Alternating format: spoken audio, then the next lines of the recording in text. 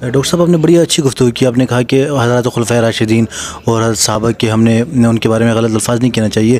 آپ کہتے ہیں جس طرح آپ نے کہا ہمارے بڑے اس سے منع کر رہے تھے, فتاوے موجود ہیں, تو جو نچلے طبقے پہ اگر ہو رہا ہے, اگر کوئی نوخواں کر رہے ہیں, کوئی ذاکر کر رہا ہے, کوئی نعت خواں کر رہا ہے, کوئی علامہ کر رہا ہے, تو کیا ہمیں ہماری ذمہ داری نہیں بنتی کہ ہم ان کو روکیں؟ اس حوالے سے کئی مرتبہ ہمارے بزرگ علماء نے ان سے برات کا اظہار کیا ہے جو اس طرح کے غیر سنجیدہ حرکتیں کرتے ہیں. باقاعدہ کانفرنسز ہوئی ہیں اسلام آباد کے اندر ایک شخص کے خلاف جس نے امہات المومنین کے حوالے سے نازیبا, کیونکہ عموماً جب اتحاد بین المسلمین کی بات کرتے تو یہاں پر خلفائے راشدین کے حوالے سے سوال اٹھایا جاتا ہے یا امہات المومنین کے حوالے سے سوال اٹھایا جاتا ہے کہ یہ کیسے ہم اتحاد کریں جہاں ایک طبقہ سب و شتم کرتا ہے یا ان کی توہین کرتا ہے. تو اس حوالے سے عموماً بڑے جو لیول کی شخصیات اہل تشیع کے, خصوصاً رہبر معظم اور آیت اللہ سستانی کا واضح فتویٰ موجود ہے کہ کسی بھی مسلک کے, خصوصاً خلفائے راشدین اور امہات المومنین کی اہانت کو حرام قرار دیا گیا. اب نچلے سطح پہ اس طرح کے واقعات اگر رونما ہو رہے ہیں تو ہم نے سب نے مل کر ختم کرنا ہے. ختم کرنے کا طریقہ کار متشددانہ نہ ہو بلکہ ایک قانون بنا ہوا ہے. جی ناظرین, آپ دیکھ رہے ہیں پروگرام چمکتے چہرے میں, ہوں آپ کا ہوسٹ محمد ابراہیم چترالی. ناظرین, اس وقت ہم موجود ہیں کراچی کے ایک معروف ہوٹل میں. پیس اینڈ ایجوکیشن کے زیر اہتمام آج وحدت امت کے حوالے سے ایک کانفرنس ہوئی, اور اسی کانفرنس کے حوالے سے ہمارے ساتھ گفتگو کرنے کے لیے موجود ہیں ڈاکٹر فیصل مہدی صاحب. ڈاکٹر صاحب سب سے پہلے تو شکریہ, کیا کہیں گے آج کے پروگرام کے حوالے سے؟ بسم اللہ الرحمن الرحیم.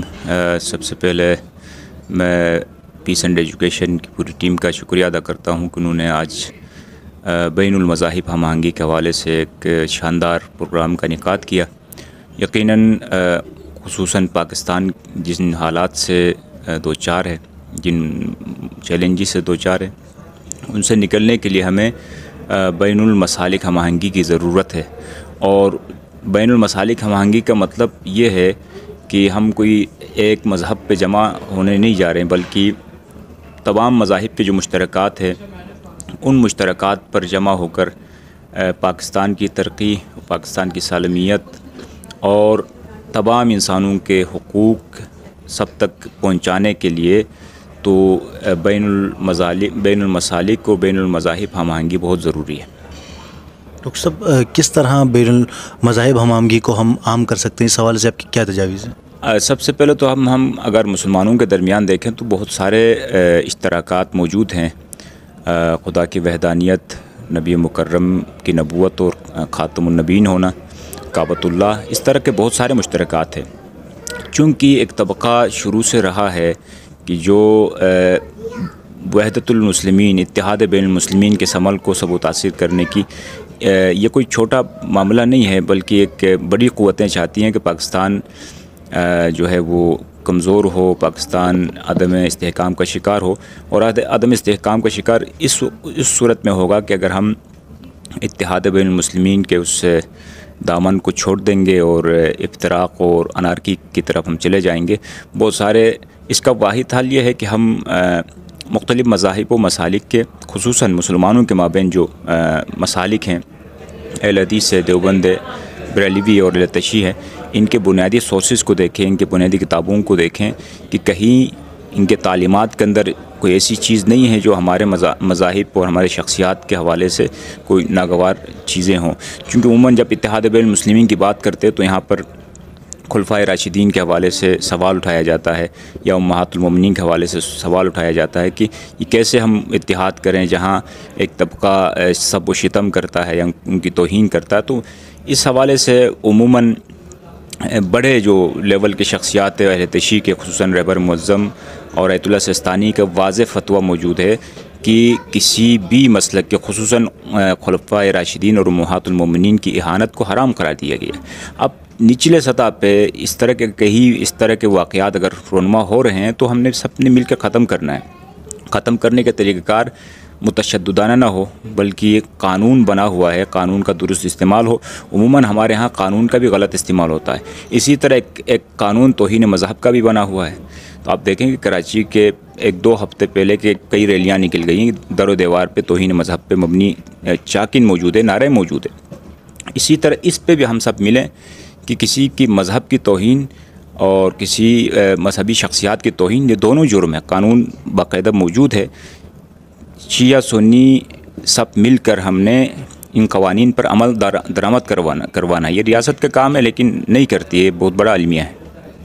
ڈاکٹر صاحب آپ نے بڑی اچھی گفتگو کی. آپ نے کہا کہ حضرات خلفائے راشدین اور حضرت صحابہ کے ہم نے ان کے بارے میں غلط الفاظ نہیں کہنا چاہیے. آپ کہتے ہیں جس طرح آپ نے کہا ہمارے بڑے اس سے منع کر رہے تھے، فتاوے موجود ہیں، تو جو نچلے طبقے پہ اگر ہو رہا ہے، اگر کوئی نوخواں کر رہے ہیں، کوئی ذاکر کر رہا ہے، کوئی نعت خواں کر رہا ہے، کوئی علامہ کر رہا ہے، تو کیا ہمیں ہماری ذمہ داری نہیں بنتی کہ ہم ان کو روکیں؟ اس حوالے سے کئی مرتبہ ہمارے بزرگ علماء نے ان سے برات کا اظہار کیا ہے جو اس طرح کے غیر سنجیدہ حرکتیں کرتے ہیں. باقاعدہ کانفرنسز ہوئی ہیں اسلام آباد کے اندر ایک شخص کے خلاف جس نے امہات المومنین کے حوالے سے نازیبا جملے کہے تھے. یہ تو ہے علماء کرام جو ذمہ دار افراد ہیں وہ اس چیز کو منع کرتی ہے. اب اس کے آڑ میں اب تاریخی حقائق کو بیان کرنے سے بھی روکیں گے تو پھر یہ جمود طاری ہوگا. مکالمہ اسے کہا جاتا ہے کہ آپ تاریخی حقائق بیان کریں جو تاریخ ہم تک پہنچی ہے. اور اب چونکہ اس خوبصورت قانون کو بھی متنازع بنانے کی کوشش ہو رہی ہے. جب متنازع اس وقت ہوگا جب آپ تاریخ کو چھیڑنے سے منع کریں گے. تاریخی حقائق کو خوش اسلوبی سے، مکالمانہ انداز سے اگر تاریخ بھی بیان کریں گے تو یہ بھی ہمارے لیے کوئی رکاوٹ نہیں بن سکتا.